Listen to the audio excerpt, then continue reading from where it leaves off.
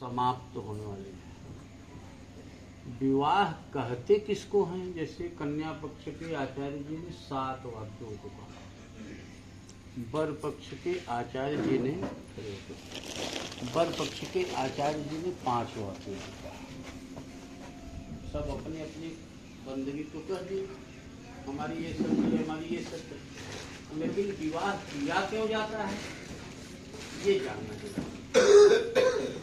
कि उपसर्ग वह था जिसका अर्थ ये होता है जीवन को सम्यक प्रकार से निर्वहन करके पुरुषार्थ चतुष्टय को प्राप्त करे, वही विवाह कहा जाता है। पुरुषार्थ चतुष्टय क्या है? धर्मार्थ काम मोक्षाणाम यस्यै कोपि न विद्यते अजागलस्तमश्चैव तस्य जन्म निरर्थकम्। जिसके जीवन में धर्म, अर्थ, काम और मोक्ष प्राप्त करने की अभिलाषा न हो, उस मनुष्य का जीवन बकरी के तीसरे स्तन के समान व्यर्थ माना जाता है। बकरी का तीसरा स्तन क्या होता है? बकरी के 2 स्तन तो आप लोगों ने देखा ही होगा, जो पीछे वाले पैर के आगे होता है, लेकिन तीसरा स्तन आगे वाले पैर के आगे होता है। बकरी सिंगल बच्चा कभी नहीं देती, एक साथ 1000 बच्चा दे दे, लेकिन तीसरे स्तन से दूध आने वाला। यदि मनुष्य के जीवन में धर्म की अभिलाषा नहीं, धर्म क्या है? जैसे 4 आश्रम बताए गए, 4 आश्रमों में जो गृहस्थाश्रम होता है, गृहस्थाश्रम में जब तक व्यक्ति नहीं आता तब तक व्यक्ति अपने धर्म को स्वीकार नहीं कर पाता। गृहस्थाश्रम में आने के बाद में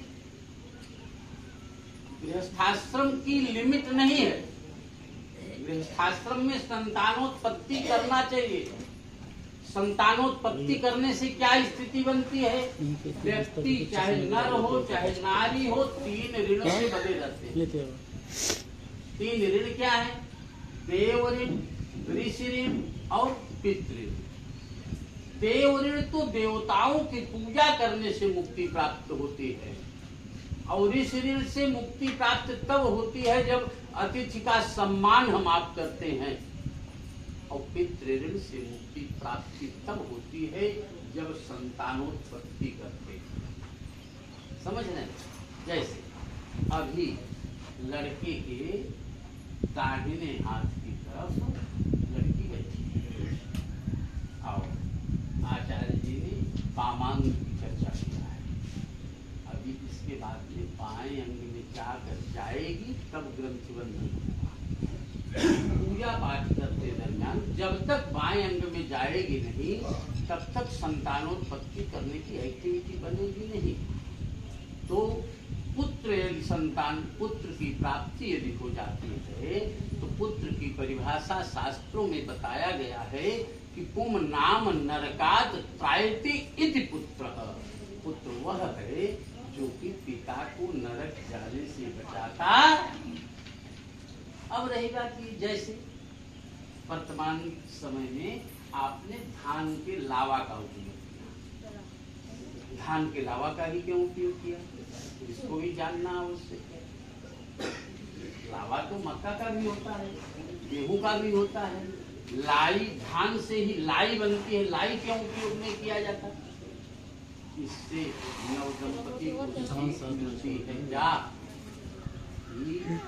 धान के दाने को तपते हुए बालू में डाल दिया जाता है और वह धान अपना रूप परिवर्तित कर लेता है।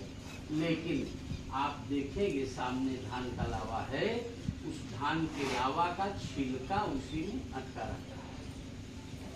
इसलिए पति को ये सीख मिलती है, पति कितने भी कष्ट में हो पत्नी का साथ नहीं छोड़ना चाहिए, पत्नी कितने भी कष्ट में हो पति का साथ नहीं छोड़ना।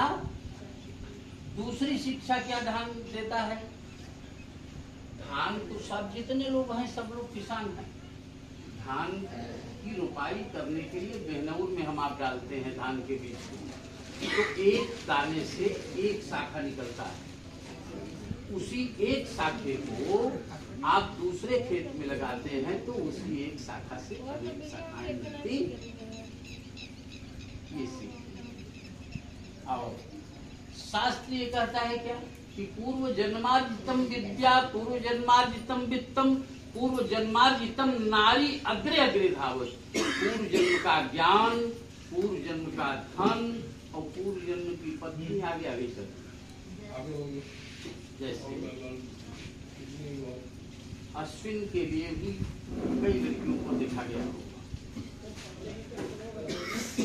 समीक्षा के लिए भी कई लड़कों को देखा होगा, लेकिन भगवान ने जहाँ से लिख दिया है वहीं पर जाकर के दिमाग स्थिर हो जाता है। चाहे जिस प्रकार से शादी करना है करना, जन्म के संस्कार होते हैं। हम नवदंपति के शुभकामना के लिए बहुत बहुत आशीर्वाद देते हैं। बोलिए यज्ञ नारायण भगवान की, लक्ष्मी नारायण भगवान की।